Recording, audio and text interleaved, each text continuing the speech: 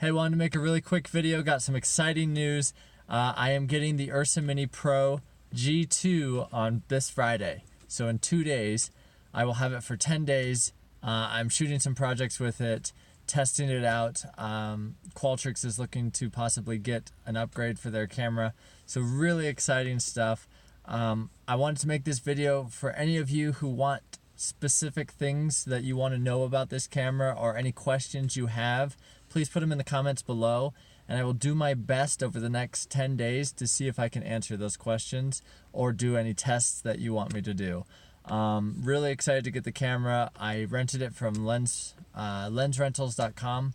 There's also a link in the description for $25 off if you're interested in renting anything from Lens Rentals.